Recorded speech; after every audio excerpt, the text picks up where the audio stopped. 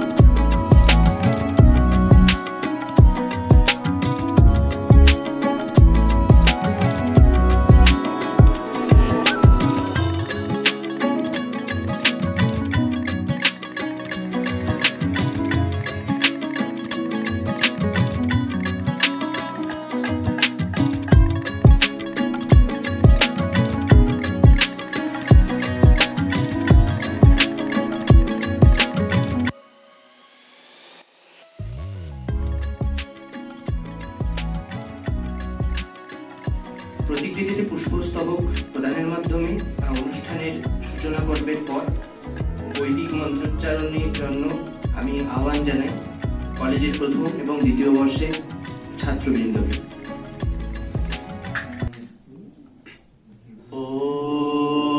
ওম শ্রী গুরুভ্যো নমঃ। হরি ওম। সহনা ভবতু সহনৌ ভুনক্তু সহ বীর্যং কর্ভাবহৈ তেজস্বিনাবধীতমস্তু মা বিদ্বিষাবহৈ। ওম শান্তি শান্তি শান্তি। হরি ওম। असतो मा सद्गमय तमसो मा ज्योतिर्गमय मृत्युर्मा मृतंगमय। ओम शांति शांति शांति। हरि ओम। पूर्णमदः पूर्णमिदं पूर्णात् पूर्णमुदच्यते पूर्णस्य पूर्णमादाय पूर्णमेवावशिष्यते। ओम शांति शांति शांति। हरि ओम तत्सत्। এবার চলে আসি অনুষ্ঠানের আরো গভীরে। তাই অনুষ্ঠানের মূল পর্বের দিকে আগমন হওয়ার জন্য বা মূল সোপানের দিকে যাওয়ার জন্য আমরা একটু যুব সমাজের সমস্যাকে থেকে বাঁচিয়ে এবং যুবক দিবস উপলক্ষে উদ্বোধনী সঙ্গীতে গুরুবন্দনা দ্বারস্থ হই। তো সেই জন্য সঙ্গীত পরিবেশনায় সুদীপ কর্মকার এবং প্রথম বর্ষের বিদ্যার্থীগণ।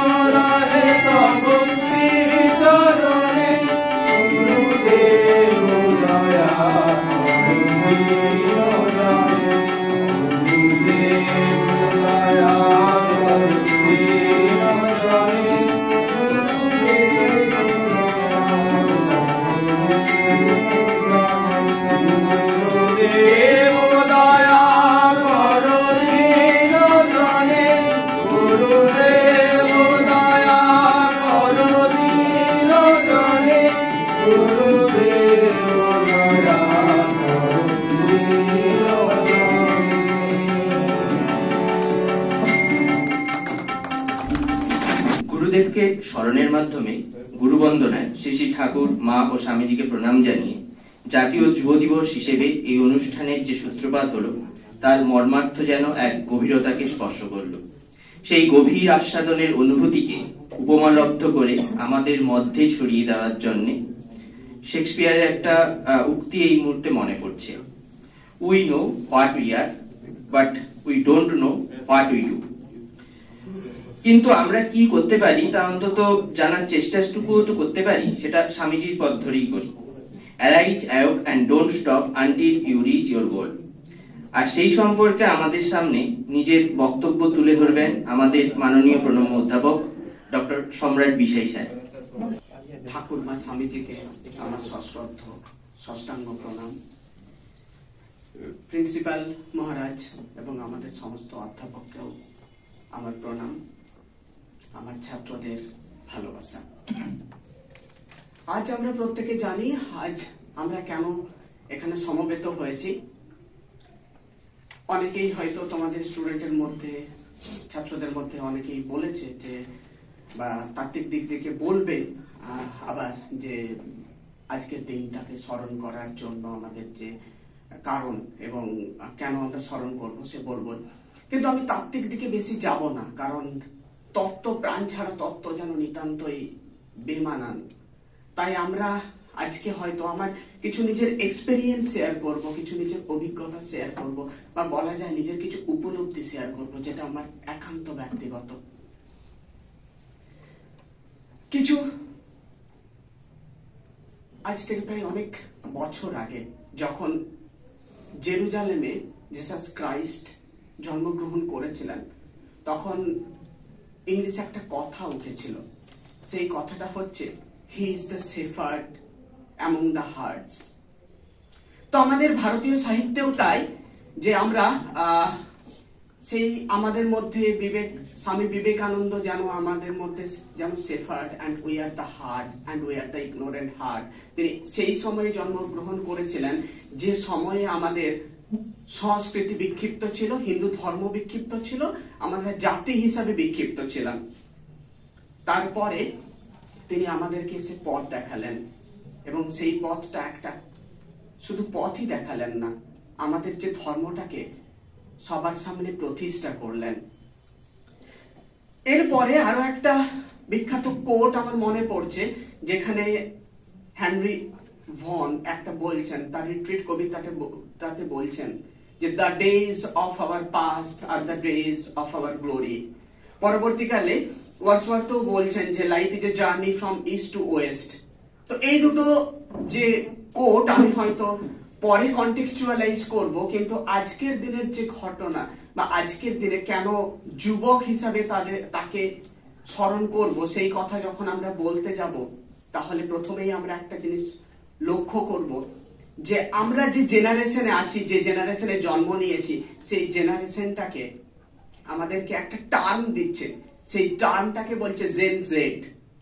জেন জেড কেন বলছে, বা জেনারেশন জেড, এই বিভিন্ন রিসার্চ পেপারে এই ধরনের বলছে জেন জেড, কারণ আমাদের আগের 1990s এর আগে পর্যন্ত যারা ছিল, যেসব ইয়াং জেনারেশন ছিল, তাদের চাহিদা, তাদের শিক্ষা, তাদের জীবনের প্রতি দৃষ্টিভঙ্গি নিতান্তই আলাদা ছিল। আজ আমরা যখন এই নতুন প্রজন্মে এসেছি, আমাদের জীবনের প্রতি দৃষ্টিভঙ্গি আলাদা, আমরা জীবনটাকে অন্যভাবে দেখতে শিখেছি, অন্যভাবে বাঁচতে শিখছি। তো এই পরিপ্রেক্ষিতে দাঁড়িয়ে আমরা লক্ষ্য করছি কয়েকটা জিনিস, যে কয়েকটা ক্যারেক্টারিস্টিক্স বলা হচ্ছে এই জেন জেড বলে সো কল্ড ক্যাটাগরিতে আমাদের। তার মধ্যে প্রথম হচ্ছে যে টেক স্যাভি।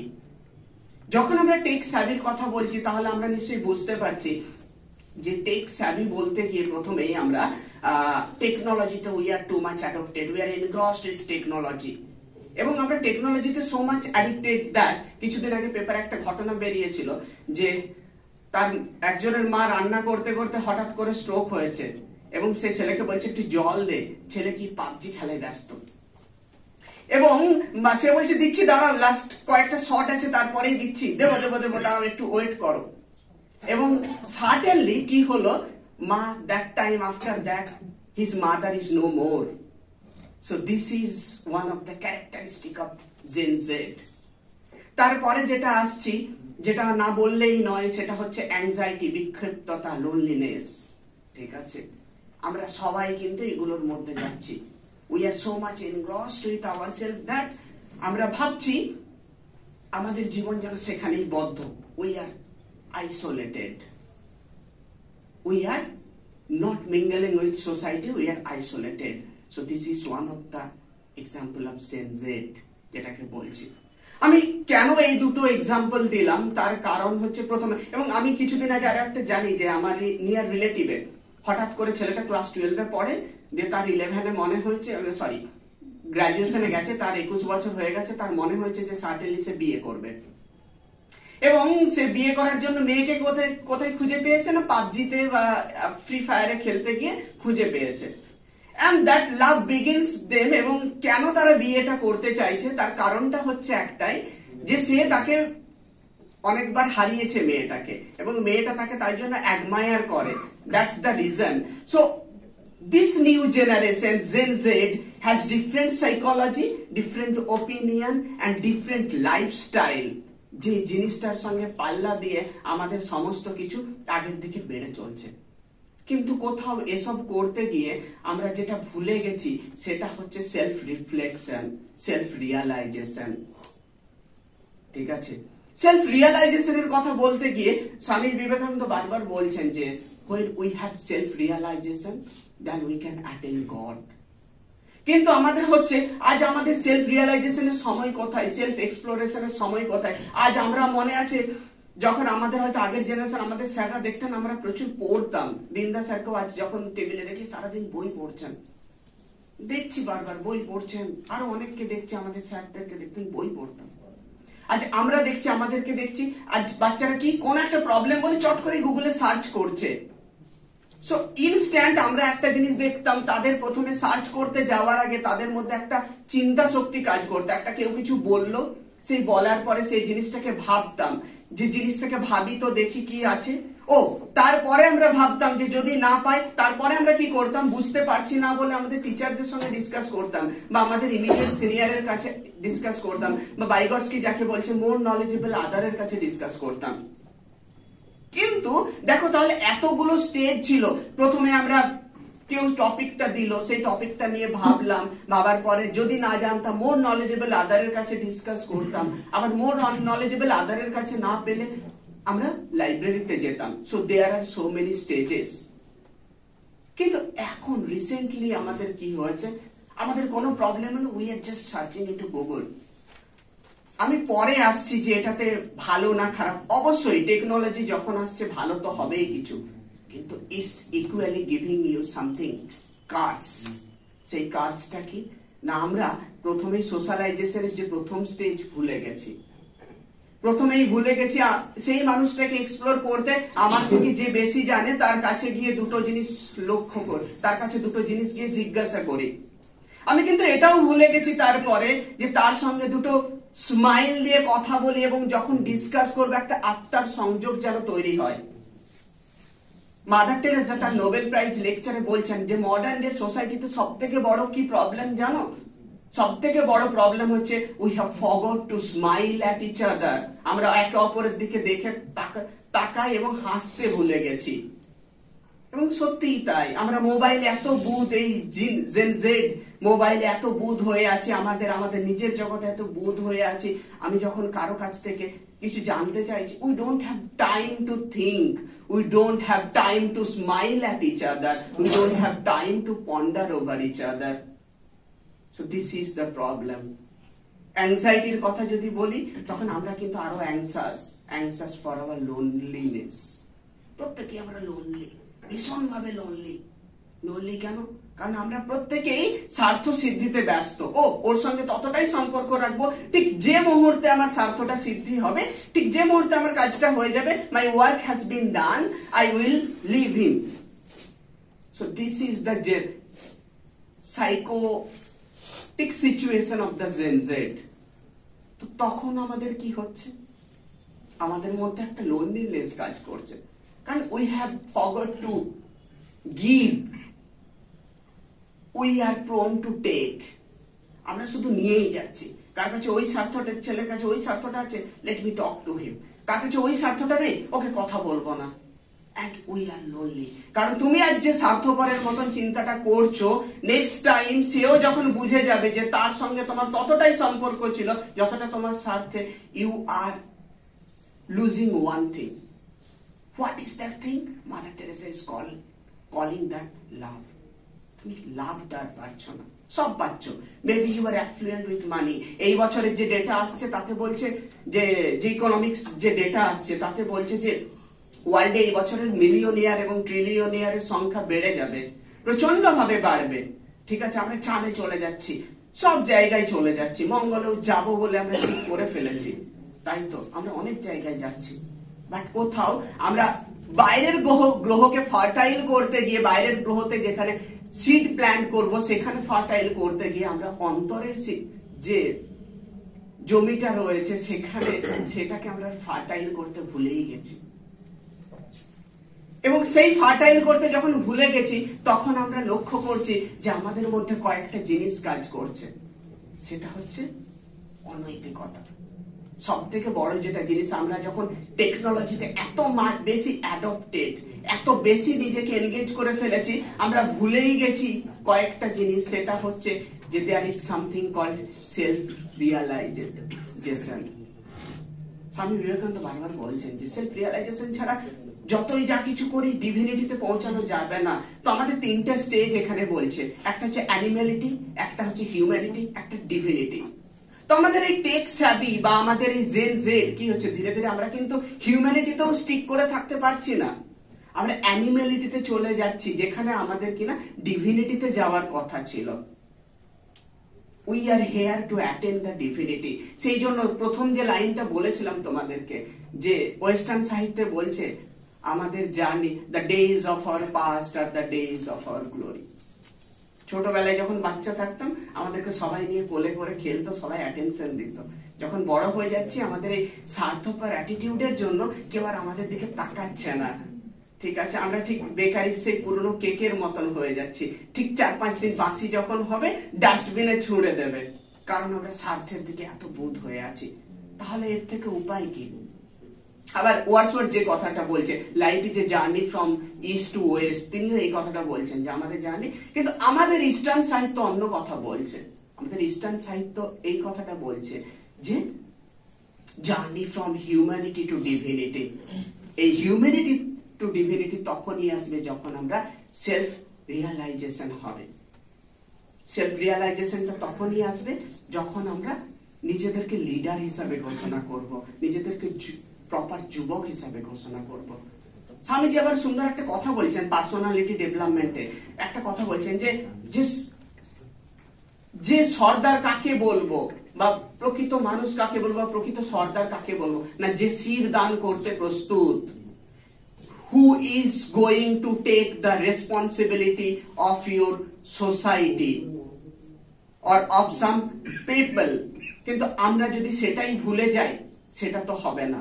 তো সেটার মাধ্যমে প্রথমে কি আসছে, সেই জন্য প্রথমে দরকার তোমাকে জানা দরকার নিজেকে, সেলফ রিয়ালাইজেশন। এবং সেলফ রিয়ালাইজেশনটা আমি আমার ভাষায় বলছি কিরকম হওয়া উচিত। আমার মনে আছে ম্যাকবেথের একটা ছোটবেলায় নাটক, ম্যাকবেথ নাটকটা পড়েছিলাম। সেখানে লেডি ম্যাকবেথ খুন করেছে ডানকানকে তার স্বামীর সঙ্গে, এবং সেই স্বামীকে খুন করেছে। তারপরে প্রচন্ড অনুশোচনা হচ্ছে লেডি ম্যাকবেথের, এবং সেই অনুশোচনার পরে সে রাত্রে স্লিপ ওয়াক করছে এবং রাত্রে সে হাত ধুচ্ছে বারবার এই শীতের রাত্রিতে স্কটল্যান্ডে, এবং সে বলছে all the perfumes of Arabia can not rub my hands. আমাদের ঠিক সেলফ সিকিং বা সেলফ রিয়ালাইজেশনটা সেই ধরনের হওয়া উচিত। কিভাবে না, যতক্ষণ না আমরা from the intense of our heart আমরা এটা করছি ততক্ষণ এটা হবে না। ঠিক লেডি ম্যাকবেথ যেটা করেছিলেন, from the intense of the heart regret করেছিলেন সেই খুনের জন্য। ঠিক আছে, সেরকম আমাদের তরফ থেকে সেলফ রিয়ালাইজেশনটা তখনই হবে যখনই আমরা নিজেকে অনেকভাবে খোঁজার চেষ্টা করব, সেলফ সিকিং করার চেষ্টা করব।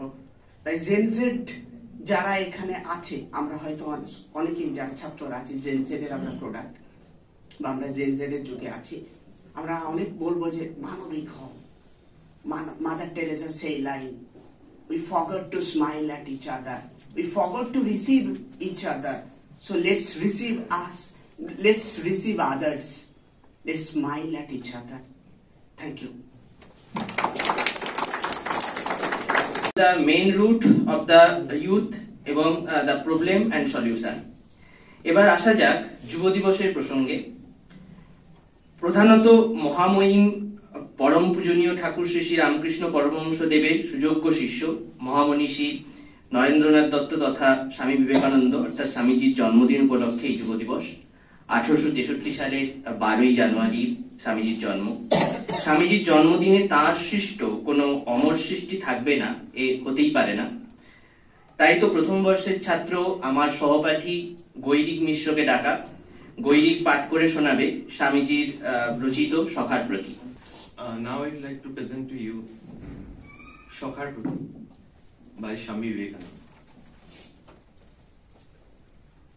আধারে আলোক অনুভব, দুঃখে সুখ, রোগে স্বাস্থ্যভান, প্রাণ সাক্ষী শিশুর ক্রন্ধন, হেতা সুখ ইচ্ছমতিমান, দ্বন্দ্ব যুদ্ধ চলে অনিবার, পিতা পুত্রে না হৃদয় স্থান, স্বার্থ স্বার্থ সদাই রব, হেতা কোথায় শান্তির আকার?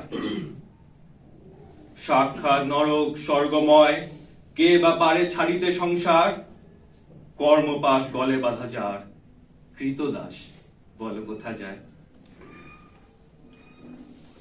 যোগ ভোগ গৃহস্থ সন্ন্যাস, জপ তপ ধন উপার্জন, ব্রত ত্যাগ তপস্যা কঠোর, সব মর্ম দেখেছি এবার, জেনেছি সুখের নাহি লেশ, শরীর ধারণ বিহম্বন।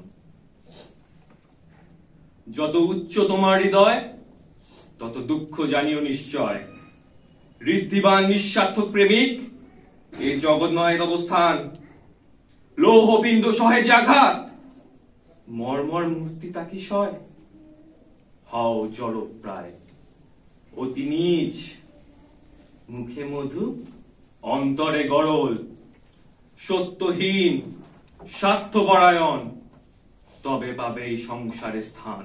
বিদ্যা হেতু করি প্রাণপণ, অর্ধেক করেছি আয়ু ক্ষয়, প্রেম হেতু উন্মাদের মতো প্রাণহীন ধরেছি ছায়ায়, ধর্ম তোকে করি কত মত, গঙ্গার তীর শ্মশান আলোয়ে, নদীর তীর পর্বত গহ্বর, ভিক্ষা শুনে কত কাল যায়, অসহায় ছিন্নবাস ধরে দাঁড়ে উদার পূরণ, ভগ্ন দেহ তপস্যার ভারে, কি ধন করিন উপার্জন। শোনো বলি মরমের কথা, জেনেছি জীবনের সত্য সার, তরঙ্গ আগুনে ভবঘোর, এক তরি করে পারাপার, মন্ত্রতন্ত্র প্রাণ নিয়মন, মতামত দর্শন বিজ্ঞান, ত্যাগ ভোগ বুদ্ধির বিক্রম, প্রেম প্রেম এই মাত্র ধন। জীব ব্রহ্ম মানব ঈশ্বর, ভূত প্রেত আদি দেবগণ, পশু পাখি কীট অনুকীট, এই প্রেম হৃদয় সবার। দেব দেব বলো কেবা, কেবা বলো সবারে চালাই, পুত্র তোরে মাই দেয় প্রাণ, দস্যু হরে প্রেমের পীড়ন।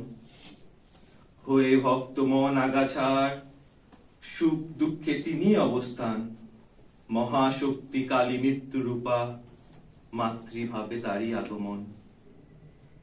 রোগ শোক দারিদ্র যাতনা, ধর্মাধর্ম শুভাশুভ ফল, সব ভাবে তারই উপাসনা। জীবে বলো কে বা কি বা কবে, ভ্রান্ত সেই যে সুখ চায়, দুঃখ চায় উন্মাদ সেজন, মৃত্যু মাঙ্গে সেও যে পাগল, অমৃতার্থ বৃথা অকিঞ্চন। যত দূর যাও বুদ্ধির রথে করি আরোহণ, এই সেই সংসার জলধি, দুঃখ সুখ করে অবন্তন। পক্ষহীন শোনো বৃহম্ম, এ যে পথ নয় পালাবার। বারংবার পাইছ আঘাত, কেন করো বৃথা উদ্যম? ছাড়ো বিদ্যা, জপ, যজ্ঞ বল, স্বার্থহীন প্রেম যে সম্বল। দেখো শিক্ষা দেয় পতঙ্গন, অগ্নি শিখা করিয়া আলিঙ্গন। হে প্রেমিক, স্বার্থ মলিনতা অগ্নিকুণ্ডে করো বিসর্জন। ভিখারির কবেই বল সুখ, কৃপাপাত্র হয়ে কিবা ফল। দাও আর ফিরে নাহি চাও, যদি থাকে হৃদয়ের সম্বল। অনন্তের তুমি অধিকারী, প্রেম সিন্ধু হৃদে বৃত্তমান। দাও দাও, যেবা ফিরে চায়, তার সিন্ধু বিন্দু হয়ে যায়। ব্রহ্ম হতে কীট পরমাণু, সর্বভূতে সেই প্রেমময়। মন প্রাণ শরীর অর্পণ করো সখে, এ সবার পায়। বহুরূপী সম্মুখে তোমার, ছাড়ি কোথা খুঁজিছ ঈশ্বর। জীবে প্রেম করে যেই জন, সেই জন সেবেছে ঈশ্বর। Thank you. তো এবার ছন্দে ছন্দে আজকের দিনের প্রতি এবং ঠাকুরমার ও স্বামীজির প্রতি আমাদের শ্রদ্ধা বর্ষিত হবে, সেই আশা রেখে এবার সঙ্গীত পরিবেশনের জন্য আমাদের সিনিয়র দাদা দ্বিতীয় বর্ষের সায়নদীপ জানাকে আমন্ত্রণ জানাই। সায়নদীপ দাদা।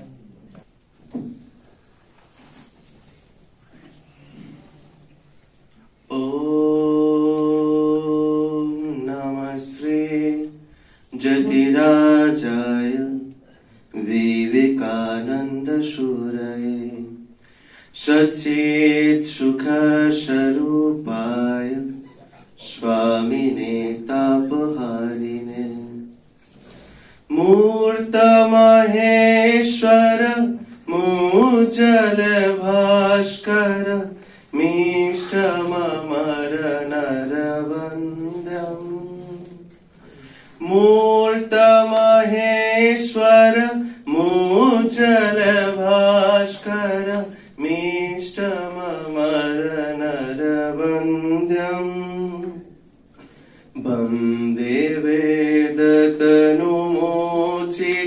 गर्हित काञ्चन कामिनी वन्द्यम् मूर्त महेश्वर मूजल भास्कर मिष्टममर नरवन्द्यम् कोटि भानुकर दीप्त सिंहमः कतितट कोपि न वन्द्यम् कोटि भानुकर दीप्त सिंहमः कटितट कोपि न वन्द्यम् अभिरविहुङ्करनादित दिङ्मुख प्रचण्ड ताण्डव नित्यम् मूर्त महेश्वर मूजल भास्कर मिष्टममर नरवन्द्यम् भुक्ति मुक्ति कृपा कटाक्ष प्रेषण मखदल विदलन दाक्षम् भुक्ति मुक्ति कृपा कटाक्ष प्रेषण मखदल विदलन दाक्षम् बालचन्द्रधर मिन्दुबन्दमिह नौमि गुरु विवेकानन्द्यम्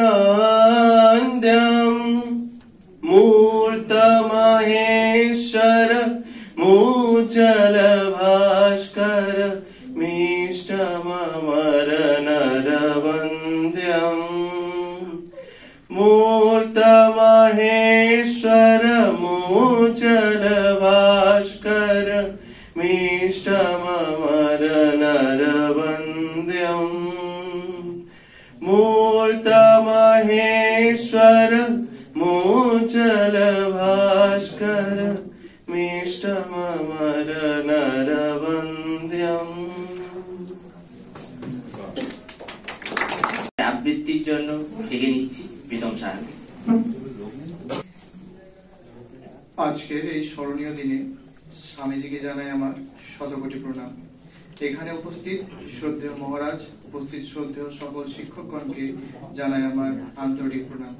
আজকে আমার পাঠ্য বিষয় সঞ্চিতা রায় রচিত ছোট্ট একটি কবিতা, স্বামী বিবেকানন্দ।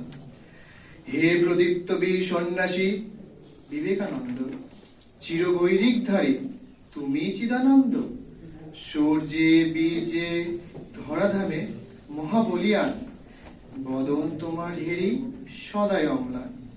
তুমি যে আদর্শ এই যুবক সমাজে, জীবন ধন্য মোর তোমার ছায়া খোঁজে। অক্ষয় তোমার জন্ম এই ধরাধামে, আশিস করো প্রভু সকল ধর্মে। নমস্কার।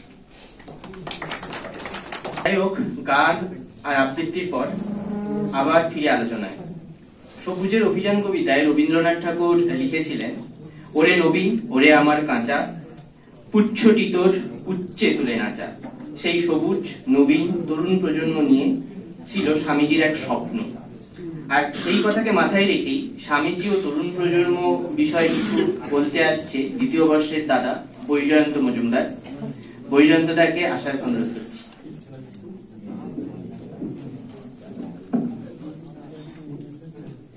শ্রদ্ধেয় প্রিন্সিপাল মহারাজ, উপস্থিত সকল শিক্ষক মহাশয়, শিক্ষাকর্মীগণ ও শিক্ষার্থীদের বিশেষ দিনে যথাযোগ্য সম্মান, শ্রদ্ধা, অভিনন্দন জানাই।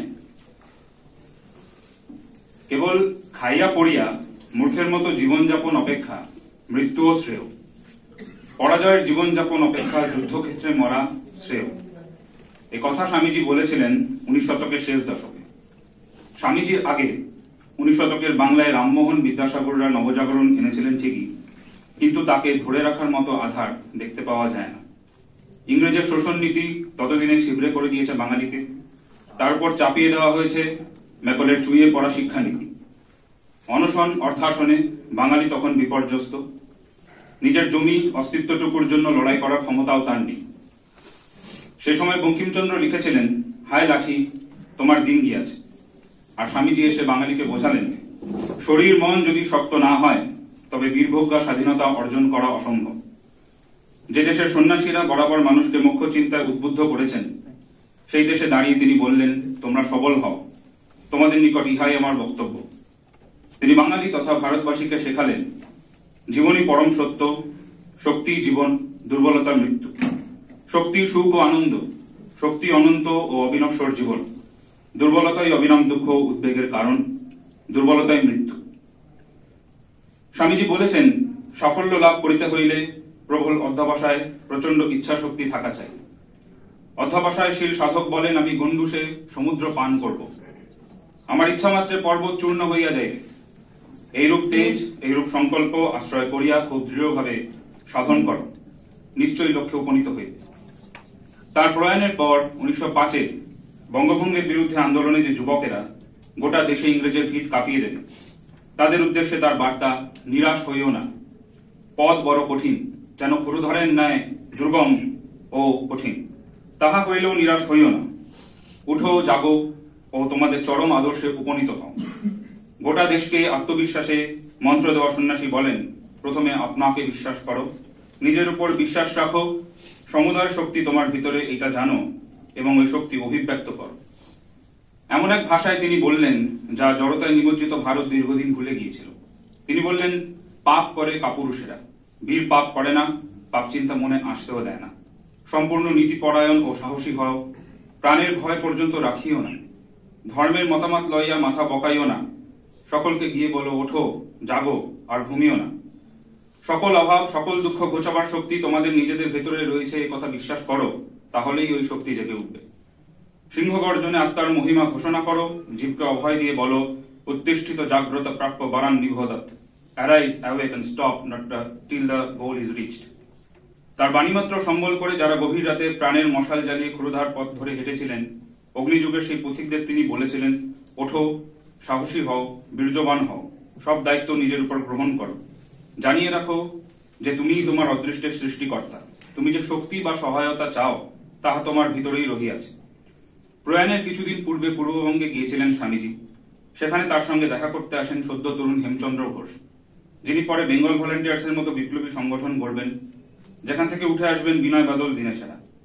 সেই হেমচন্দ্রকে স্বামীজি বলেন, পরাধীন জাতির কোনো ধর্ম নেই, তোদের একমাত্র ধর্ম হচ্ছে মানুষের শক্তি লাভ করে আগে পরস্পরহারীদের দেশ থেকে তাড়ানো, তারপরে আমার কাছে আসিস ধর্মের কথা শুনতে। বর্তমানের প্রেক্ষাপটে ভারতবর্ষের তরুণ প্রজন্মের শত্রু বদলেছে, পাল্টে গেছে যুদ্ধক্ষেত্রের অবয়ব। আজকের শত্রু কোনো বিদেশি ঔপনিবেশিক শক্তি নয়, আজকের শত্রু আমাদের নিজেদের ভেতরে বাস করতে থাকা অন্য এক আমি। যে আমি আমাদের সরল আমিকে ঠেকে দেয় হতাশা, বিভ্রান্তি এবং মূল্যবোধের অভাব দিয়ে। সেই অন্য আমি আঙুল দিয়ে বারবার দেখিয়ে দেয় চাকরির বাজারে প্রতিযোগিতা, মানসিক চাপ এবং অস্থিরতার ছবি। আজকের যুদ্ধক্ষেত্র আমাদের মনন এবং আমাদের চিন্তন। অপরিচিত এই যুদ্ধক্ষেত্রে আমাদের নতুন শত্রু আজকের তরুণ প্রজন্মকে যেভাবে ভেতর থেকে টুকরো টুকরো করে দিচ্ছে, তার প্রতিকার কিন্তু আমাদের সামনেই আছে। এর প্রতিকার হিসেবে যুব দিবসের এই মুহূর্ত যাপনে আমরা স্মরণ করতে পারি স্বামীজির অমৃত বাণী। যদি তুমি মনে করো যে তুমি শক্তিহীন, তবে তোমার জন্য মুক্তি নেই। বিশ্বাস করো যে তুমি অজেয়। আজকের সবচেয়ে বড় প্রতিকার আত্মবিশ্বাস, আত্মশক্তি, মানবিকতা, সহানুভূতি, সহমর্মিতা এবং সামাজিক দায়িত্ববোধ। যুব দিবসে চিরযুবা স্বামীজির জন্মদিনে এই বক্তৃতা শেষ করছি স্বামীজির অমোঘ বাণী দিয়ে। বিশ্বাস, বিশ্বাস, সহানুভূতি, অগ্নিময় বিশ্বাস, অগ্নিময় সহানুভূতি। তুচ্ছ জীবন, তুচ্ছ ক্ষুধা, অগ্রসর হও, পশ্চাতে চাহিও না।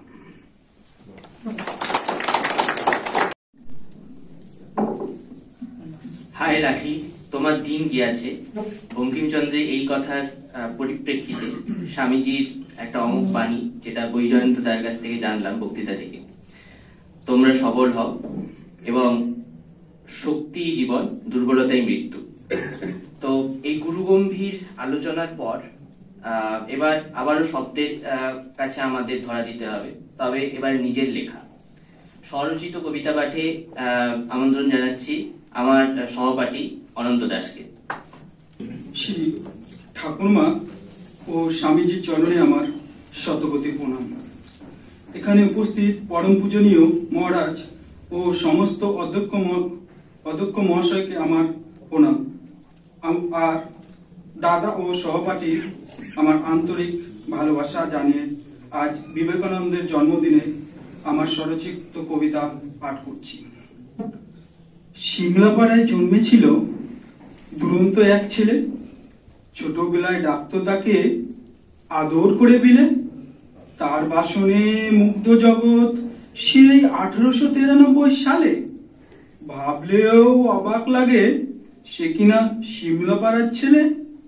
তোমার বিবেক ছিল আনন্দ, তাই তো তুমি স্বামী বিবেকানন্দ। তোমার ছিল অসীম জ্ঞান, তাই বিশ্ববাসী তোমার ফ্যান। আপনজন সবাই মিলে ছোটবেলায় ডাকতো বিলে। তুমি ছিলে বিশাল দানি, এইটা আমরা সবাই জানি।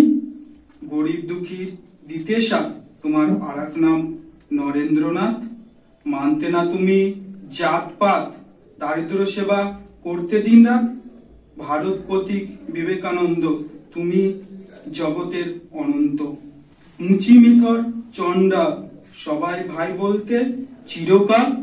শ্রী রামকৃষ্ণ দীক্ষা গুরু, সন্ন্যাসী হয়ে পথ চলা শুরু।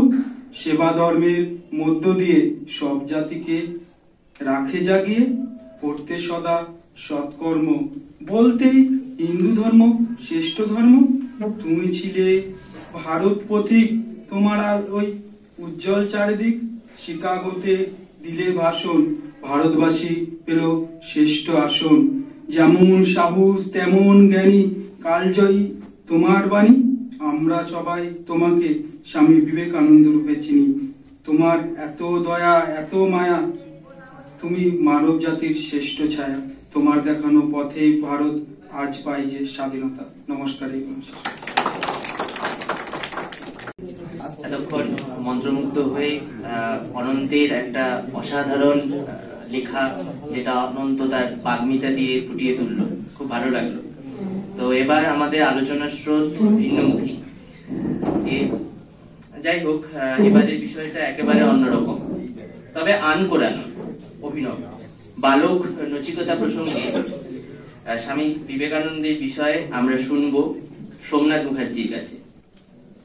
শ্রী শ্রী ঠাকুর রামকৃষ্ণ, মা শারদা ও স্বামীজিকে আমার প্রণাম। এখানে উপস্থিত শ্রদ্ধেয় মহারাজ, সকল শিক্ষক ও আমার সকল সহপাঠক বন্ধু ও দাদাদের আমার প্রণাম ও ভালোবাসা জানিয়ে আমার বক্তব্য শুরু করছি।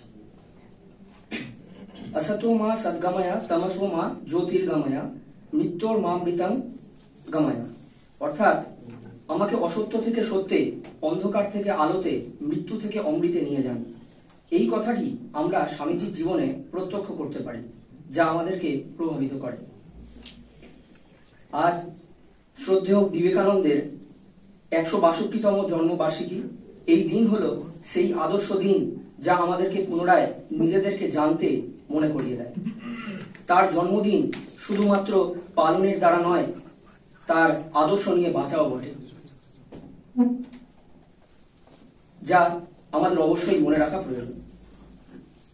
আজ আমার আলোচ্য বিষয় বালক নচিকেতা প্রসঙ্গে স্বামী বিবেকানন্দ। আমি অতি সংক্ষেপে কঠোপনিষদে বর্ণিত এই বালক নচিকেতার প্রসঙ্গে স্বামীজির দৃষ্টিভঙ্গি তুলে ধরার চেষ্টা করব, যা আশা করি আমাদেরকে প্রভাবিত এবং অনুপ্রাণিত করে তুলবে। May Almighty protect us both. May Almighty bestow upon us both the fruit of knowledge. May we both obtain the energy to acquire knowledge. May what we both study reveal the truth. May we cherish no ill feeling towards each other. Peace, peace, peace. যা হলো একটি আখ্যান কঠোপনিষদে। এটি দিয়েই এই শান্তি মন্ত্রটি দিয়েই কঠোপনিষদ শুরু হচ্ছে। এখানে আমরা দেখতে পাই যে বালক নচিকেতার কথা, যেখানে দেখা যাচ্ছে যে ঋষি বাজশ্রব বলে একজন ঋষি ছিলেন। তিনি তৎসময় একটি খুবই গুরুত্বপূর্ণ যজ্ঞ, বিশ্বজিৎ নামক যজ্ঞ তিনি করছেন। এবং সেই যজ্ঞের বৈশিষ্ট্য হলো যে যজ্ঞের শেষে তাদের, যারা যজ্ঞটি করছেন বা যিনি করছেন, তাকে সমস্ত ঋত্বিকদেরকে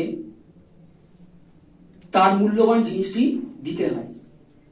এখন তার ঋষি বাজশ্রবসের কাছে তার মূল্যবান জিনিস বলতে ছিল সেই বৃদ্ধ হয়ে যাওয়া গরুগুলো, গাভীগুলো, তাই সেগুলো সে দান করছে। আর এই প্রত্যেকটা ঘটনার যে দ্রষ্টা ছিল হচ্ছে সেই বালক নচিকেতা। সে দেখছে এবং সে ভাবছে যে এই জিনিসগুলো সে মানে তার বাবা ঋত্বিকদেরকে দিচ্ছেন, এর ফলে তো তিনি পাপিয়ান হয়ে উঠতে পারেন, কারণ সেই জিনিসগুলো যে গাভীগুলো দিচ্ছে তার দ্বারা তো কোনো উপকার তো তাদের হবে না। তো তাই সে মনে করে যে একজন পিতার কাছে পুত্র একটা হলো খুবই মূল্যবান সম্পদ। তাই সে মনে করে যে সে যদি নিজেই পিতাকে গিয়ে বলে যে আমাকে আপনি কাকে দেন, সেটা যদি সে অনুগ্রহ করে, তো তাই সে বারবার করে পিতার কাছে গিয়ে জানতে চায়। এবং পিতা কাজে ব্যস্ত ছিল, তাই জন্য সে অতটা খেয়াল করতে পারে না। কিন্তু বারবার জিজ্ঞেস করাতে সে বিরক্ত হয়ে গিয়ে বলে, যা তোকে চমকে দিলাম। তো এই যে ব্যাপারটা শুনে বালক নচিকেতার মনে একটুকু দুঃখ আসে না। সে ভাবে যে তার বাবা তার ভালোর জন্যই হয়তো তাকে বলেছে এবং যমরাজের হয়তো তাকে প্রয়োজন আছে। তাই জন্য সে বিলম্ব না করে চলে যায় সেই যমালয়ে এবং সেই যমালয়ে গিয়ে সে দেখে যমরাজ নেই, যমরাজ অনুপস্থিত ছিলেন। এবং তাই সে 3 দিন অভুক্ত থেকে সেখানে সে থাকে। পরবর্তীতে 3 দিন পর যখন যমরাজ ফিরে আসেন, তখন দেখেন যে 3 দিন অভুক্ত থাকা সেই বালক ব্রাহ্মণ সে এখানে রয়েছে। তাই ব্রহ্মদোষ লাগতে পারে এইরকম চিন্তা করে সে তাকে 3টে বরদান দেওয়ার কথা বলেন। তো বালক নচিকেতাও এই 3টে বরদান পেয়ে সে চেয়ে নেয় আর কি। এবং প্রথম বরদান হিসেবে সে বলে যে মর্তে উপস্থিত তার পিতার শুভ কামনা করেন এবং তার যশ বৃদ্ধি ইত্যাদি চেয়ে নেন। দ্বিতীয় বর রূপে সে সেই স্বর্গলোকের সমস্ত সুপ্রাপ্তির যে ব্যাপারগুলো এবং একটি যজ্ঞের কথা বলা আছে, এই মুহূর্তে আমার সেই নামটা মনে আসছে না, সেইটার শিখে নেওয়ার কথাও বলেন এবং সেটিও শিখতে সে পারেন, সেটাও তাকে শিখিয়ে দেওয়া হয়। কিন্তু এইখানে তৃতীয় যে বরদান, এটাই খুবই গুরুত্বপূর্ণ, যেটার কারণে স্বামীজি প্রচন্ডভাবে আকৃষ্ট হন এই বালক নচিকেতার চরিত্রের প্রতি, যা আমাদেরকে কঠোপনিষদের কাছে নিয়ে আসে। তো সেটি কি? সেটি হলো বালক নচিকেতা যমরাজকে এইটা জানতে চান যে পৃথিবীতে সবাই এই বিষয়টা নিয়ে তর্ক করে যে মৃত্যুর পরে মানুষ কোথায় যায়।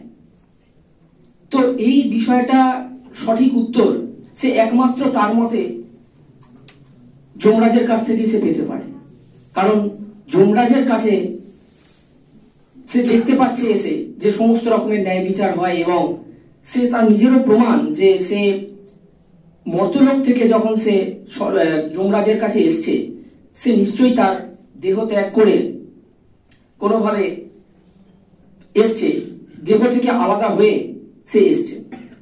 তবে সে বুঝতে পারছে যে মানুষের ভিতরে এই দেহ ছাড়াও আত্মার একটা অস্তিত্ব বিদ্যমান। তো এখানে এই তৃতীয় বর্তার মধ্যে এমন কি আছে? তো সেটি হলো এই যে তিনি জানতে চাইলেন যে আত্মা অ্যাকচুয়াল, মানে আত্মার যে আসল অস্তিত্বটা কি, সেইটাকে জানাই কিন্তু এখানে জানার কথাই তিনি বলছেন। তখন যমরাজ বলেন যে তুমি এই বালক অবস্থায় এত কিছু থাকা সত্ত্বেও তুমি এটা কেন জানতে চাইছো? দেবতারাও এই প্রশ্নের উত্তর জানতে চেয়েছেন, তো তুমি এগুলো জেনে কি করবে? তখন সেই বালক নচিকেতা বলে যে আপনার মতো একজন জ্ঞানী মানুষের থাকতে আমার কাছে আমি আর কোন জিনিসটা চাইবো যেগুলোর আমার কাছে কোনো গুরুত্ব নেই, যেগুলোর বাস্তব সত্যতা সম্পর্কে কোনো আমার কাছে ধারণা নেই, তো আমি এটাই জানতে চাই। তো এইভাবে যমরাজ বলেন যে তার যে সত্যিকারের প্রবৃত্তি ঘটেছে, প্রবৃত্তি থেকে তার নিবৃত্তি ঘটেছে, তো সেই জিনিসটাকে যাচাই করার জন্য সে তাকে বিভিন্ন ধরনের প্রশ্ন করে এবং তাকে বলে যে পার্থিব সুখ এবং স্বাচ্ছন্দ্য তুমি গ্রহণ করতে পারো, তোমাকে সমস্ত রকমের ঐশ্বর্য দান করলাম, কিন্তু তবুও সে সেগুলো নাকচ করে তার আত্মাকে জানার, ব্রহ্মজ্ঞানকে জানার যে একটা ইচ্ছা প্রমাণ করে এই জ্ঞানটি অর্জন করে এবং পৃথিবীতে ফিরে আসে। তো এই যে ব্যাপারটি, এখান থেকে আমরা দেখতে পাই যে বালক নচিকেতা কিভাবে তার বাবা বাজশ্রবস যখন যজ্ঞ করছিলেন, কিভাবে তার মধ্যে একটা শ্রদ্ধার উন্মেষ ঘটে। এই শ্রদ্ধা জিনিসটি খুবই গুরুত্বপূর্ণ। এই শ্রদ্ধা মানে হলো সেই অজ্ঞানতাকে ত্যাগ করে সত্যের পথে, ধর্মের পথে চলা, যেটির কথা আমরা স্বামীজির জীবনেও বারবার দেখতে পাচ্ছি। তাই জন্য এই চরিত্রটি স্বামীজিকে প্রবলভাবে আকর্ষণ করেছে। তাই স্বামীজি বলতেন, আমার 100 জন নচিকেতার মতো বালক চাই, তাহলে আমি পৃথিবী বদলে দেব। স্বামীজির জীবনেও আমরা দেখতে পাই তিনি বারবার আমাদের নিজেকে জানার জন্য বলছেন। তারপর আমরা যাই করব তা আমরা সমাজ কল্যাণের স্বার্থেই করব, ফলে আর সমাজ আরো সুন্দর হয়ে উঠবে। এবং আমরা একে অপরের প্রতি ও এই প্রকৃতির প্রতিও আরো যত্নশীল হয়ে উঠতে পারব। এই প্রসঙ্গে আমি স্বামীজির কয়েকটি উক্তি বলে আমার বক্তব্য শেষ করব। Know thyself, you must know what you are, what your real nature is. All selfishness comes of holding on to the self, to this illusory self. If we know the truth that this is no self, then we will be happy and make others happy. Losing faith in one's self means losing faith in God. This is no help for you outside of yourself. You are the creator of the universe. Like the silkworm, you have built a cocoon around yourself. Thank you.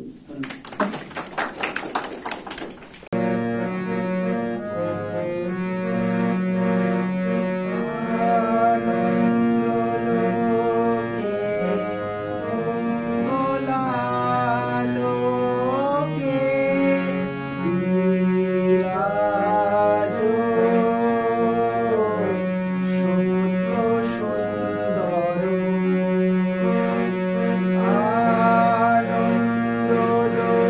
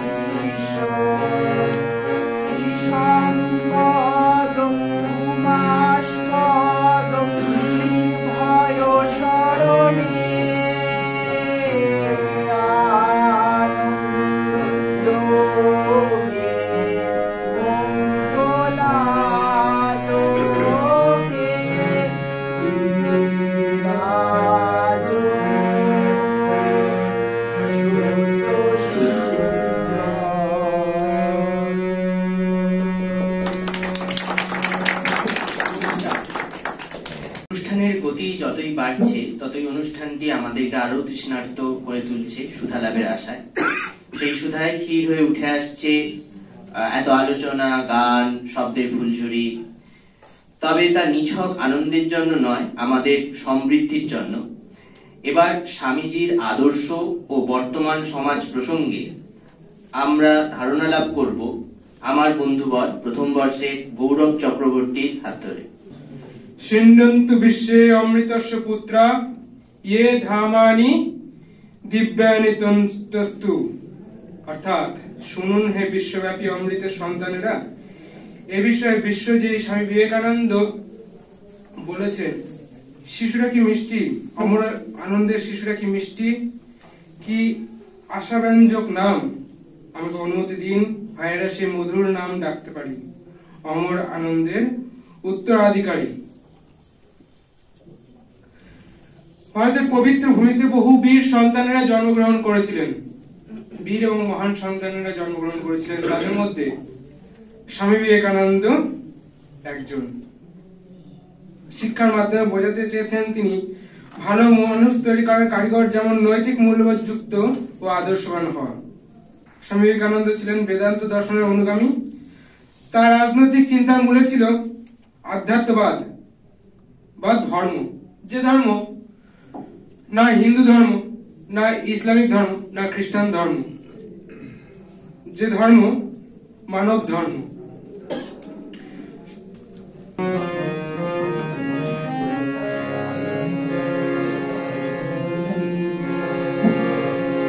একবার বিরাজ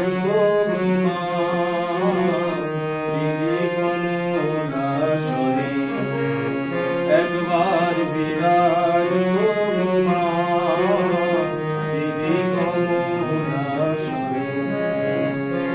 তোমার ভুবন ভরার রূপে একবার দেখে নয়নে, ভুবন ভরা তোমার ভুবন ভরা রূপে একবার দেখে লই নয়নে, কমলাসনে একবার বিরাজ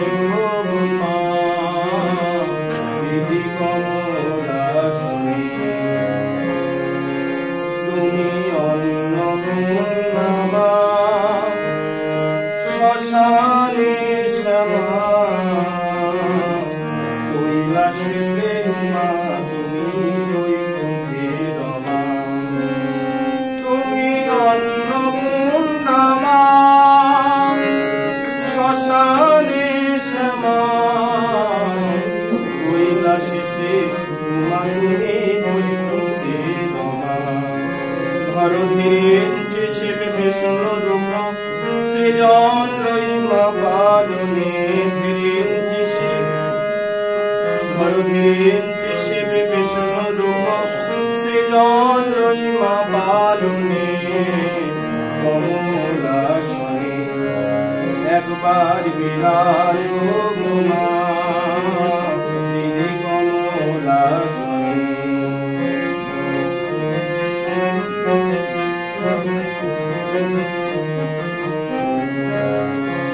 তুমি পুরুষ নারী বুঝিতে নারী, স্বয়ং না বুঝালে তাকে বুঝতে পারি।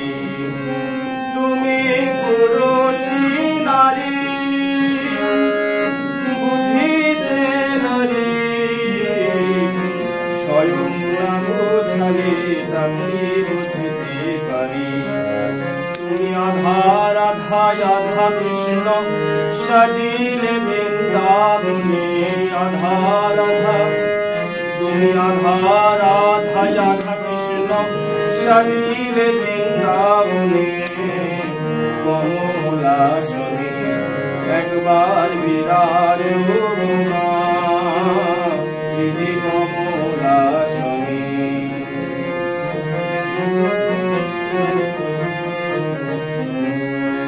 তুমি জগতের মাতা যোগী জনানুগতা,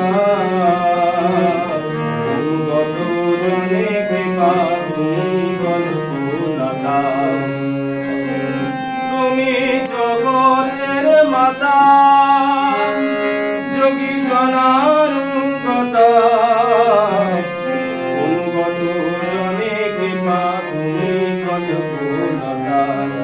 তোমায় মা বলে ডাকিবে নাকি বলে নাও ভগত জনে না বলে তোমায় মা বলে ডাকিবে নাকি বলে নাও ভগত জনে কমলাসনে একবার বিরাজ গৌমা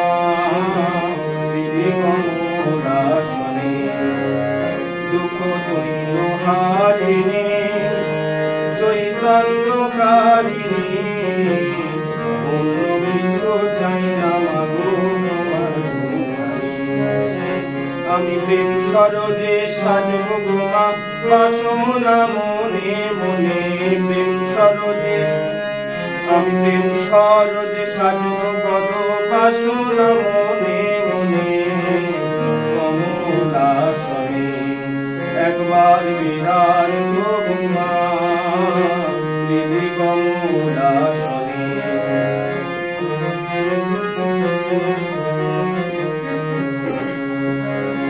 পুরী কাজ ভিখারি সাধু মানতে যে ভারী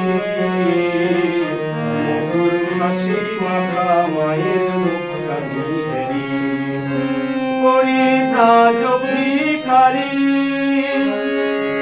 সাধু মানতে যে ভারী মধুর মাখা মুখখানি মার হাসিতে যে হেরি বসে মায়ের কোলে মামা বলে বলবো মদের ধানে মায়ের কোলে বসে মায়ের কোলে মামা বলে মাটি বোঝো ধানে কমলাসনে একবার বিরাজ মা দিদি কমলাসনে তোমার ভুবন ভরা রূপে একবার দেখে লই মা নয়নে ভুবন ভরা তোমার ভুবন ভরা রূপে একবার দেখে লই মা নয়নে কমলাসনে একবার বিরাজ মা দিদি কমলাসনে।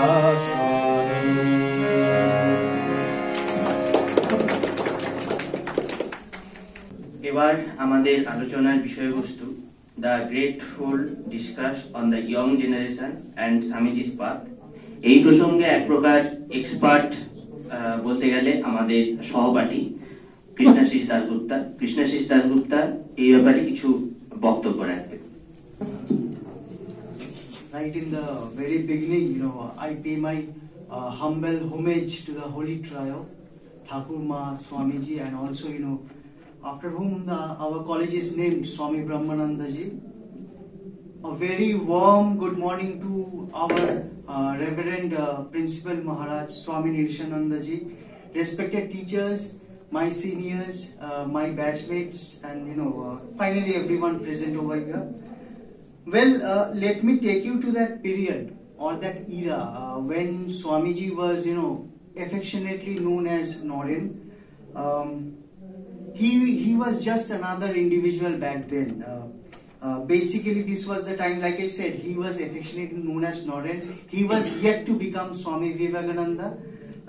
Incidentally, Noren's father would, ask him to invite him to take part in the discussions, and the members out there were very much adults. So,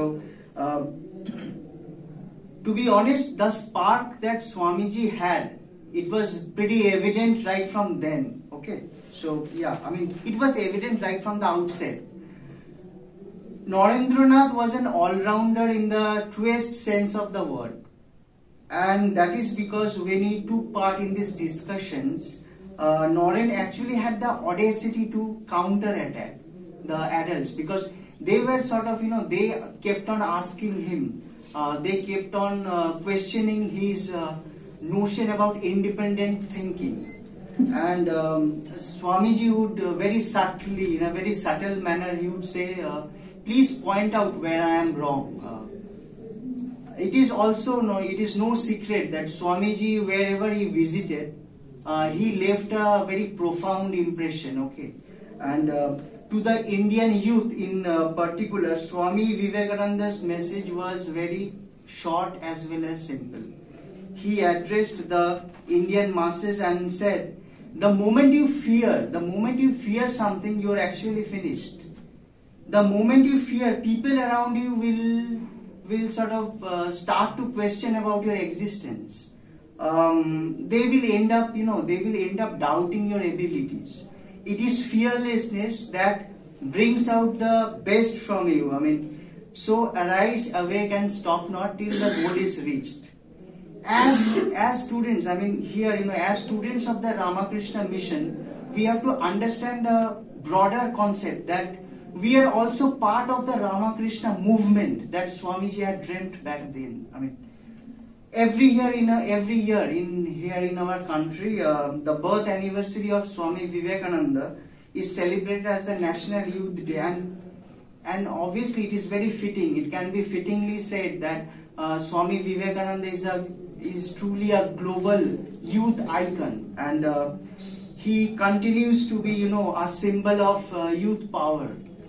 Swami Vivekananda's idea of education was pretty simple again, man-making and character-making education. And obviously Swamiji also preached about the universal thing about brotherhood.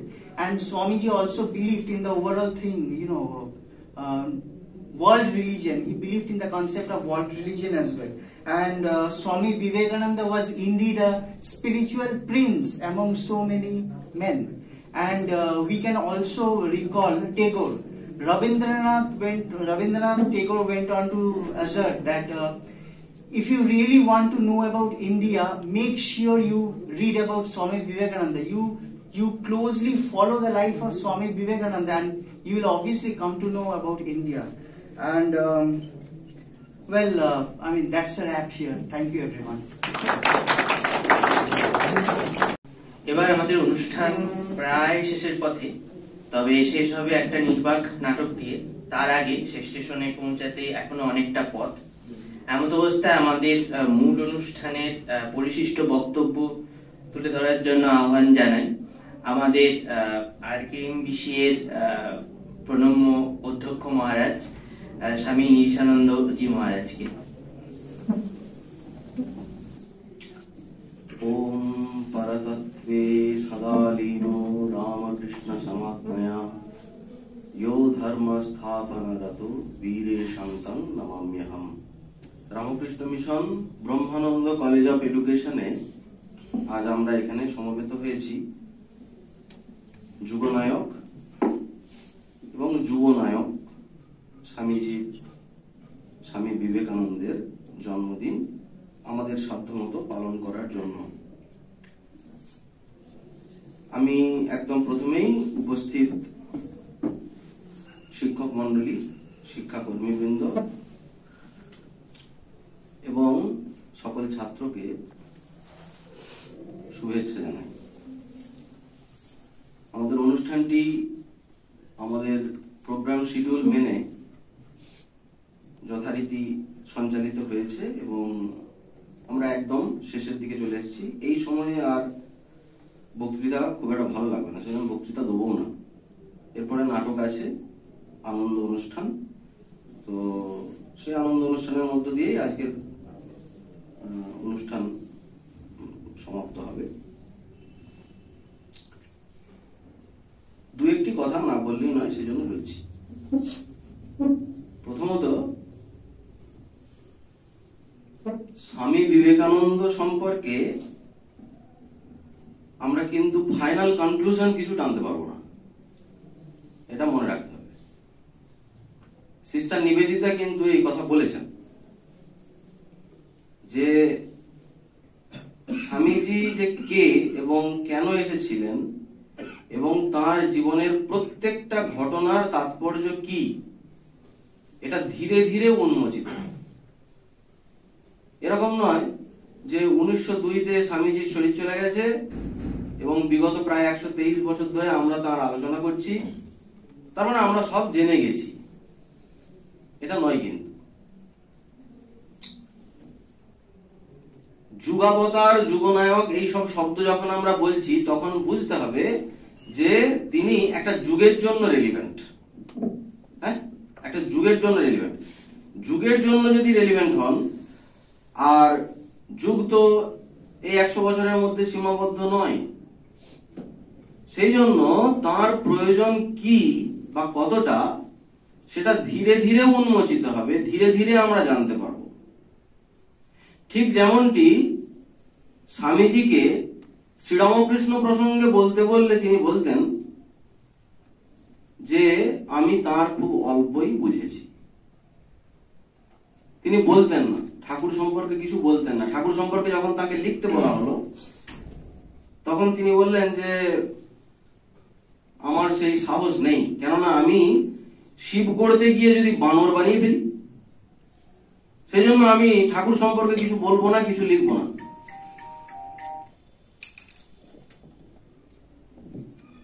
কিন্তু বাণী রচনা যদি তোমরা অনুধ্যান করো, বাণী রচনা তো আর এইটুকু নয়, অনেক। আর স্বামীজির বই ওই উপন্যাস পড়ার মতো অনেকে পড়ে ফেলে, বলে ভলিউম 1 কালকে পড়ে ফেললাম। তো এইভাবে 10 দিনে 10টা খণ্ড পড়েও ফেলে অনেকে। স্বামীজির বই, পুস্তক তো পুস্তক নয়, এখানে স্বামীজি রয়েছেন স্বয়ং।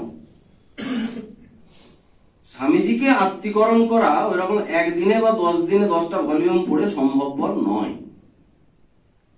এটা লাইফ লং ব্যাপার, এবং যারা পুনর্জন্ম মানে তাদের জন্ম থেকে জন্মান্তর পরিশ্রম করতে হবে, না হলে হবে না। যেমন স্বামীজি বলতেন, বুদ্ধের মতো চরিত্র, খ্রিস্টের মতো চরিত্র কি এক জন্মে লাভ করা যায়? সম্ভাবনা আছে। Each soul is potentially divine. Swamiji বলছেন each soul is potentially divine. এরকম নয় যে সম্ভাবনা নেই। আমরাও যে কেউ চাই বুদ্ধ হতে পারি, খ্রিস্ট হতে পারি, কিন্তু বুদ্ধ বা খ্রিস্ট হওয়ার জন্য যে অধ্যবসায় দরকার সেটা আমাদের আছে কি? এটা প্রশ্ন করতে হবে। আমরা তো পশুর মতো বাঁচি, তার থেকে বড় আমাদের কোনো এম নেই। তো সেজন্য প্রথম যেটা আমাদের খেয়াল রাখতে হবে যে ধীরে ধীরে গবেষণার মধ্য দিয়ে, মননের মধ্য দিয়ে, আলোচনার মধ্য দিয়ে একটা লং সময় সাপেক্ষ ব্যাপার স্বামীজিকে কিছুটা জানা বা বোঝা। তাহলে কি আমাদের এই অনুষ্ঠানের কোনো সার্থকতা নেই? অবশ্যই সার্থকতা আছে। কেননা ওই যে দীর্ঘ সময়ব্যাপী যে আলোচনা, যে গবেষণা এবং জগতের পার্সপেক্টিভে তার যে তাৎপর্য, সেটা বুঝে ওঠার জন্য এটাও তো একটা ক্ষুদ্র পদক্ষেপ। তো এটাকে তো বাদ দিয়ে নয়, এটাও একটা ক্ষুদ্র পদক্ষেপ যার মধ্য দিয়ে আমরা উত্তরণের চেষ্টা করছি। কিন্তু এটা যেন আমরা কখনো না ভেবে ফেলি যে আমরা তাকে জেনে গেছি, বুঝে গেছি এবং আমরা এক্সপ্লেন করতে সমর্থ। ঠিক যেমন ঠাকুরের জীবনী গ্রন্থ লিখতে গিয়ে স্বামী শারদানন্দজি বলছেন যে লোকোত্তর পুরুষদেরকে জানতে গেলে কি লাগে? একটা স্বচ্ছ মাধ্যম লাগে। সেই স্বচ্ছ মাধ্যমটা কি? শুদ্ধ মন। শুদ্ধ মন লাগে, শুদ্ধ এবং সূক্ষ্ম মন লাগে, এবং সেটাও সাধন করতে করতে হয়, একদিনে হয় না। সাধন করতে করতে মন শুদ্ধ হতে থাকে, মন সূক্ষ্ম হতে থাকে। তখন লোকোত্তর পুরুষরা কেন এসেছিলেন, কি তার প্রেক্ষাপট, প্রয়োজনটা কি ছিল এবং তারা কি করে গেলেন, আর আমরা তাদের কাছ থেকে কিভাবে উপকৃত হতে পারি, বা আমাদের জীবন গঠনে তাদের ভূমিকা কি, তারা কি এক সময় ছিলেন এখন নেই, এরকম কিছু স্বামীজি তো কখনো বলছেন না এরকম। তিনি তো বলছেন I M A voice without a form. আমার শরীর থাক আর নাই থাক, আমি একটা বাণী, আমি অশরীরী বাণী, আমি আকাশে বাতাসে অনুরণিত হচ্ছি। এই কিছুদিন আগে একজন খুব বড় সন্ত খুব ভালো একটা ডেফিনিশন দিলেন। একজন প্রশ্ন করছেন আর কি, তিনি অন্য সম্প্রদায়ের, রামকৃষ্ণ পরিমণ্ডলীর মধ্যে নয়, বৈষ্ণব সম্প্রদায়ের একজন সন্ত। তো তাকে প্রশ্ন করা হচ্ছে, স্বামীজি সম্পর্কে প্রশ্ন করা হচ্ছে যে স্বামীজি বলেছেন যে আমি চাইছি আমার এই শরীরটাকে, কেননা স্বামীজি তখন অসুস্থ। অসুস্থতার কারণ কি? স্বামীজি কোনো রোগ নিয়ে জন্মেছিলেন? অসুস্থতার কারণ শ্রী শ্রী মা বলছেন, দেখো মা তিনি সন্তানের প্রসঙ্গে বলছেন, কেননা স্বামীজি মায়ের সন্তান। তখন মা বলছেন তিনি, মা কিন্তু কখনো নরেন বলতেন, কখনো স্বামীজি বলতেন, কখনো সে বলতেন তো কখনো তিনি বলতেন। এখানে বলছেন তিনি জগতের মঙ্গলের জন্য রক্তপাত করে গেছেন। তিনি কোনো রোগ নিয়ে জন্মাননি, কোনো ফিজিক্যাল ডিসঅর্ডার, কোনো সাইকোলজিক্যাল ডিসঅর্ডার এসব নিয়ে জন্মাননি। কিন্তু আত্ম বলিদান এইভাবে যে করা যায়, তোমাদের প্রশ্ন আসা উচিত যে স্বামীজির তো ফাঁসি হয়নি, তাহলে স্বামীজি কি করে বিপ্লবীদের আদর্শ হয়ে গেলেন? কেননা বিপ্লবীরা বুঝেছিলেন যে স্বামীজির যে আত্মদান, আত্মনিবেদন, আত্মবলিদান, তার কাছে এই বিপ্লবের যে বলিদান সেটা তুচ্ছ। তিনি আত্ম বলিদান যারা করবে তাদের আদর্শ হতে পেরেছিলেন বলেই, আত্ম বলিদান করে তাদের রাজা হতে পেরেছিলেন বলেই তারা অবলম্বন করতে বাধ্য হয়েছিল। দেখবে মাস্টারদা সূর্য সেন কলকাতায় পাঠাচ্ছেন তার একজন অনুগামীকে, অর্ডার দিচ্ছেন স্বামীজির বাণী রচনায় নিয়ে আসবে। সুভাষচন্দ্র বসু নিয়ে তার কিছু বলার নেই, তার হোল লাইফটাই স্বামীজি, তিনি স্বামীজির একটা ক্ষুদ্র সংস্করণ। সিস্টার নিবেদিতাও তাই। এই মহাপুরুষদেরকে বাদ দিলে আজকে আমরা স্বাধীন ভারতে বাস করতাম কিনা সন্দেহ আছে। তো যাই হোক, আলোচনা করতে গেলে অনেক দীর্ঘ হয়ে যাবে, কারণ দেখো একটা বিষয় হচ্ছে স্বামীজি আমাদের কাছে, বিশেষ করে আমরা যারা স্বামীজির নামে বাড়িঘর ছেড়ে দিয়েছি, তাদের কাছে স্বামীজি কিন্তু আবেগের বিষয়। আমরা বলতে উঠলে আমাদের সময়ের জ্ঞান থাকে না, কিন্তু এটা যুব দিবস, এটা তোমাদের অনুষ্ঠান, তোমরা তোমাদের মতো করবে, এখানে আমার বলার বিশেষ একটা জায়গাও নেই, আমি বলতে চাইছিও না, কিন্তু এই বললাম যেটা বলতে শুরু করলে বেরিয়ে যায়। আমি তো এগুলো ভেবে আসিনি, আমার ভিতর থেকে যা আসছে বলে যাচ্ছি। প্রথম যেটা আমাদের এটা বুঝতে হবে, আমি যেটা বলতে চাইছিলাম যে শারদানন্দজি বলছেন যে লোকোত্তর পুরুষদেরকে আমরা বুঝতে পারি যে আমাদের মন বুদ্ধির শুদ্ধতা এবং সূক্ষ্মতা কতটা, তার উপরে ভিত্তি করে আমরা বুঝতে পারি। এই যে তোমরা দেখতে পাও, দেখবে কেউ স্বামীজিকে পজিটিভলি নিচ্ছে তো কেউ স্বামীজিকে নেগেটিভলি নিচ্ছে। তাহলে কি স্বামীজি একবার পজিটিভ একবার নেগেটিভ? তিনি তো নিউট্রাল। তাহলে বিভিন্ন মনে তিনি বিভিন্ন ভাবে প্রতিভাত হচ্ছেন। যে মনটি শুদ্ধ এবং সূক্ষ্ম সে একভাবে স্বামীজিকে অনুভব করছে, স্বামীজি তার হৃদয়ে একভাবে প্রকাশিত হচ্ছে। আর যে অত্যন্ত অশুদ্ধ আর কলুষিত আর সূক্ষ্মতা আদপেই নাই, ইতিহাসটাও পড়েনি কোনোদিন, বুঝতে পারা তো দূরের কথা, ইতিহাসটা পড়েইনি ভালো করে কোনোদিন, তাদের কাছে তিনি আরেকভাবে প্রতিভাত হচ্ছে। স্বামীজি তো নিউট্রাল, তিনি তার কাজ করে চলে গেছেন, আর স্বামীজি এটা বলেও দিয়ে গেছেন আর একজন বিবেকানন্দ থাকলেই বিবেকানন্দকে জানতে পারত। তিনি কনক্লুশন দিয়ে গেছেন ঠিক শরীর ছেড়ে দেওয়ার আগে। তো সেই জন্য আমাদের ভাবটা হবে এরকম যে তাকে আমরা জেনে গেছি, বুঝে গেছি এটা নয়, তবে তাকে জানার চেষ্টাটা আমাদেরকে করতে হবে যদি আমরা উন্নততর হতে চাই। আমরা যদি কিছু উন্নত হয়েছি, আরো উন্নততর হতে গেলে আমাদেরকে এই আলোচনা, অনুশীলন এগুলি চালিয়ে যেতে হবে।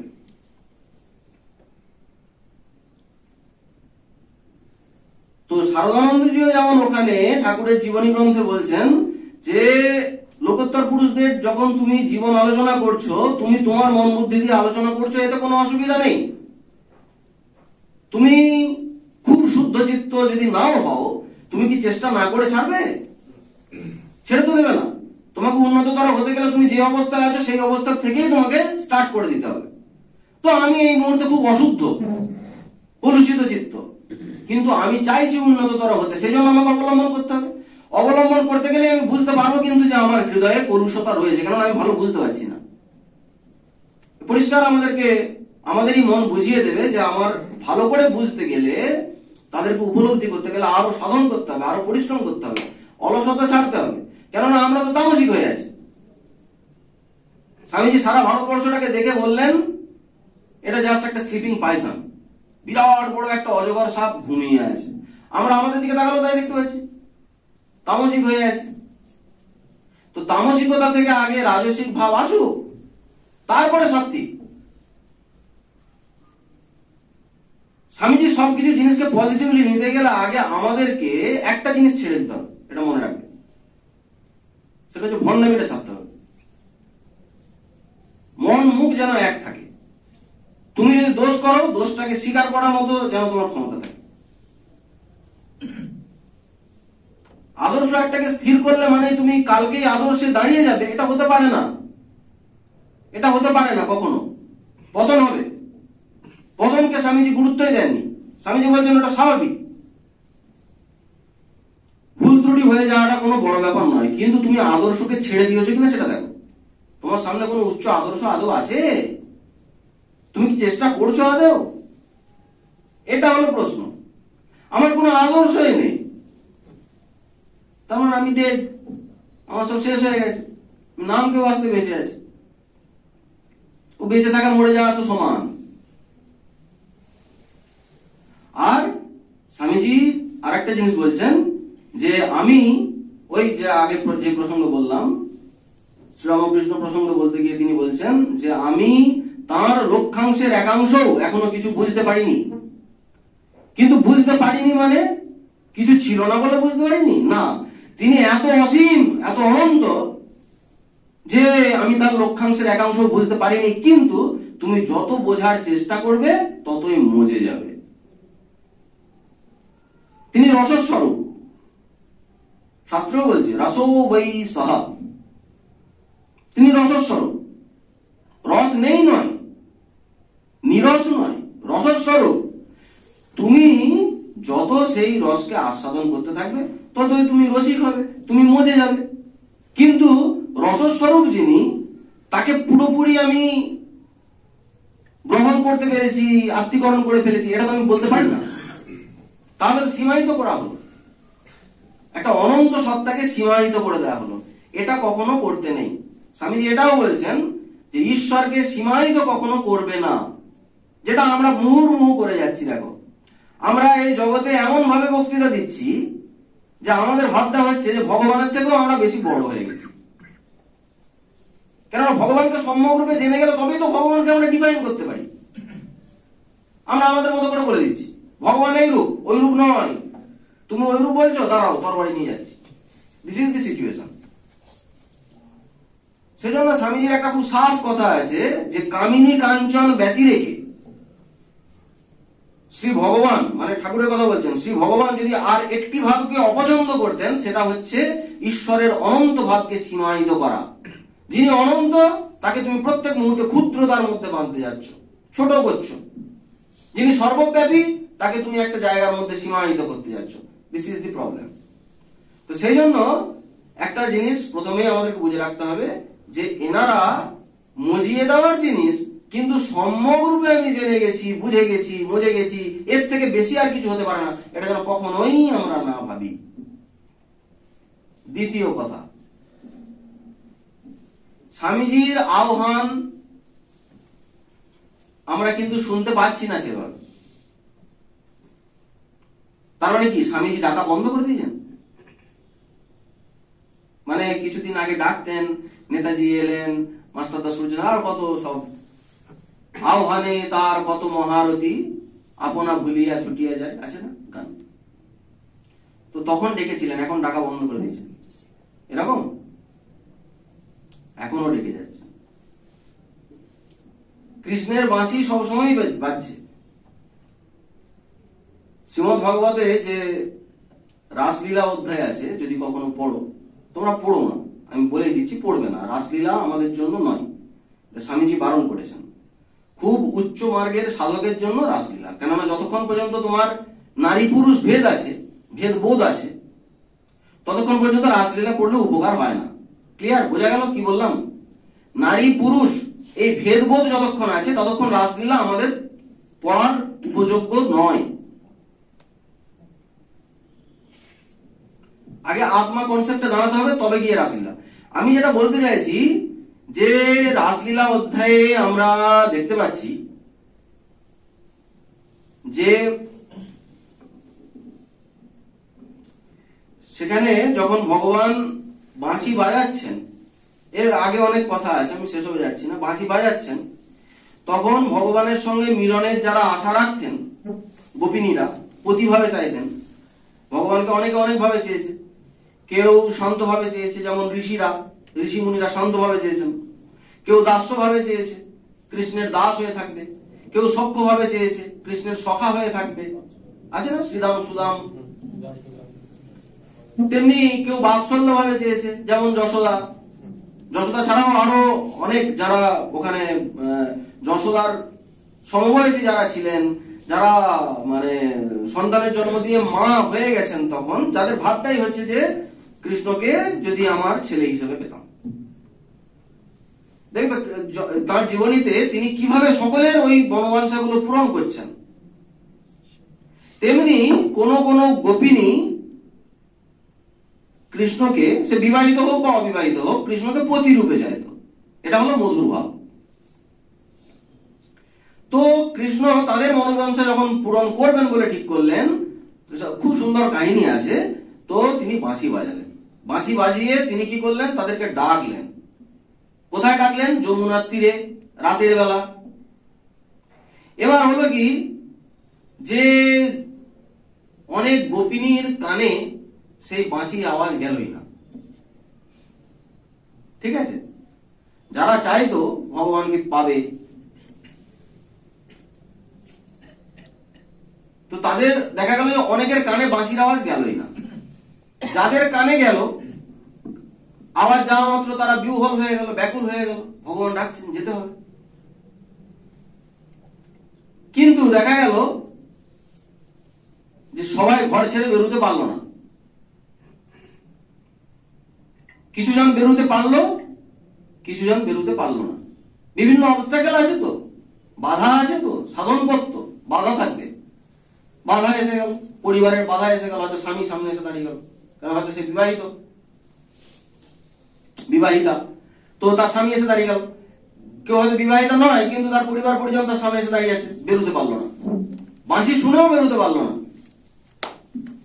যারা বেরোতে পারলো তারা অনেকে পৌঁছালো, আবার কেউ হয়তো পৌঁছাতে পারলো না। মানে আমি বলতে চাইছি এটা, বাধার পর বাধা আসবে, তো সবাই পৌঁছতে পারবে না। এটা গীতাতে বলা আছে, কিন্তু গীতায় বলা হচ্ছে যে মনুষ্যানাম সহস্রেষু কশ্চিৎ যততি সিদ্ধয়ে যততো অপি সিদ্ধানাম কশ্চিৎ মাম বেত্তি তৎপত। মনুষ্যানাম সহস্রেষু কশ্চিৎ যততি সিদ্ধয়ে। এই এত মানুষ, কোটি কোটি মানুষ, এর মধ্যে সবাই সিদ্ধ হবে তা নয়।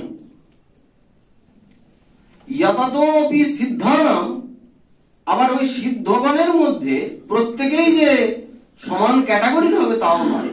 কশ্চিৎ, কিছু কিছু লোক, মাম বেত্তি তত্ত্বত, আমি যে সেই পরমাত্মা পরব্রহ্ম, সেই তত্ত্বটিকে খুব সামান্য সংখ্যক লোকই জানতে পারবে। তোমরা যদি কথামৃত পড়ো, দেখবে ঠাকুর বলছেন, নিজের প্রসঙ্গে বলছেন, কেউ ভাবে সাধারণ লোক, কেউ ভাবে সাধু, কেউ ভাবে মহাপুরুষ, দু চারজন অবতার বলে বুঝতে পারে। কথামৃতে ঠাকুর নিজের সম্পর্কে বলছেন, এরকম নয় যে সবাই অবতার বলে বুঝতে পারবে। কেউ ভাবে সাধারণ লোক, যেমন দক্ষিণেশ্বর অনেকেই ঠাকুর হয়তো ন্যাংটো হয়ে ঘুরে বেড়াচ্ছেন, কোনো হুঁশ নেই তো, দেহ বুদ্ধি নেই, পাগল, ব্যাস সিদ্ধান্ত হয়ে গেল পাগল।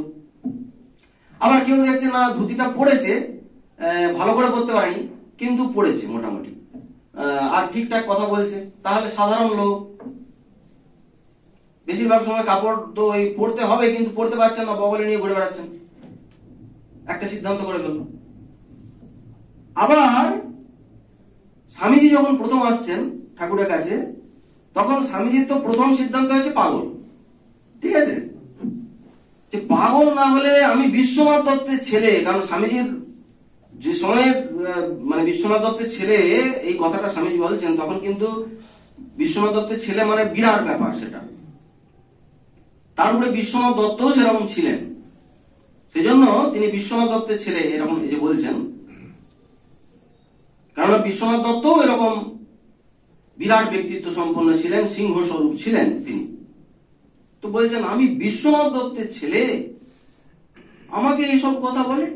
কারণ ঠাকুর তখন অলরেডি হাত জোর করে স্বামীজিকে বলছেন, তুমি সেই নর ঋষি, জগতে পুনরায় এসেছো জগতের মঙ্গলের জন্য, এইসব স্তুতি করছেন। স্বামীজি তো দেখে অবাক, পাগল, কাকে দেখতে এলাম? তাহলে প্রথম সিদ্ধান্ত পাগল। নেক্সট এক্সপেরিয়েন্স কি? নেক্সট এক্সপেরিয়েন্স হচ্ছে কিন্তু লোকটার জগতের কোন জিনিস তো আকাঙ্ক্ষিত নয়। পাগল হোক আর যাই হোক, লোকটা শুদ্ধ চিত্ত, পবিত্র, কোন কামিনী গন্ধ নাই, কাঞ্চন গন্ধ নাই। বিবাহ করেছেন কিন্তু স্ত্রীর সাথে কোনো শারীরিক সম্পর্ক নাই, নিজের কোনো ছেলে পুলে নেই। তাহলে সিদ্ধান্ত কি হলো? শুদ্ধ চিত্ত এবং পবিত্র। তারপরে সত্যে প্রতিষ্ঠিত। স্বামীজি শুনেছেন ঠাকুরের কাছে আসার আগে যে ঠাকুরের ওই টাকা ছুঁলে হাত বেঁকে যায়। ও তাই নাকি? দিলেন 2 টাকা একদিন ঠাকুরের বিছানার তলায় গুঁজে। ব্যাস, ঠাকুর বাদ জেগেছিলেন, এসে যেই বিছানায় বসেছেন, জ্বলে গেলুম পড়ে গেলুম। হ্যাঁ, শিঙি মাছের কাঁটা বিঁধলে যেমন হয় সেরকম ফিলিংস ঠাকুর হলো। ঠাকুর তো জানেন না তখন যে ওখানে টাকা ঢোকানো আছে। কিন্তু স্বামীজি রয়েছে একটা জিনিস, স্বামীজি কিন্তু স্বীকার করে নিতেন, আমি ঢুকিয়েছিলাম ওখানে টাকা, টেস্ট করছিলাম নাকি। আর স্বামীজি এই টেস্টিংটা যদি না করতেন তাহলে কিন্তু শ্রীরামকৃষ্ণ তত্ত্ব জগতে কখনো প্রতিষ্ঠিত হতো না। এগুলো সব লীলার জন্যই হয়েছে। তাহলে সত্য প্রতিষ্ঠিত। তারপরে হলো কি, যত দিন যায় তিনি দেখেন যে লোকটা ঈশ্বর ছাড়া কিছু জানে না। তখন তিনি সিদ্ধান্ত নিলেন সাধু। দেখো উত্তরণ হচ্ছে স্বামীজির জীবনে। তারপরে ঠাকুর একদিন স্বামীজিকে বলছেন যে আচ্ছা, এই গিরিশ ঘোষ এরা সব আমাকে অবতার বলে, তোর কি মনে হয়? তার আগে দেখো, জগতে ঠাকুর হচ্ছেন একমাত্র ব্যক্তি যাকে সভা করে প্রমাণ করা হলো যে তিনি ভগবান। কেউ ডিনাই করতে পারল না। সভা করে। ভেবে দেখো, আজকের ঘটনা নয় এটা, আজ থেকে 150 বছরেরও বেশি আগে। কিরকম ছিলাম আমরা তখন সভা করে ভৈরবী ব্রাহ্মণী বলছেন, আমি বললাম ইনি অবতার, ইনি শ্রী রাধা, রাধার মহাভাব আমি এতে দেখেছি, রাধার যাবতীয় ভাবের বহিঃপ্রকাশ আমি এনার মধ্যে দেখেছি, ইনি শ্রী চৈতন্য, ইনি যুগে যুগে অবতার, আমি এটা ডিক্লেয়ার করলাম। কারোর যদি ক্ষমতা থাকে তো এটাকে ডিনাই করুন, প্রমাণ করে দিন উনি অবতার নন। কেউ পারল না করতে। ঘটনা আছে, পড়ে দেখবে। তারপরেও দেখো ঠাকুর স্বামীজিকে বলছেন যে কেন না, ঠাকুর কিন্তু ওই যাত্রার মুখে অবতার শুনতে চাইছেন না, স্বামীজির মুখ থেকে শুনতে চাইছেন। কেননা he is the second Sri Ramakrishna. Unity in diversity নাটকটি পরিচালনায় রোহন দাস। এই নাটকটি একটি ইঙ্গিতবাহী নাটক।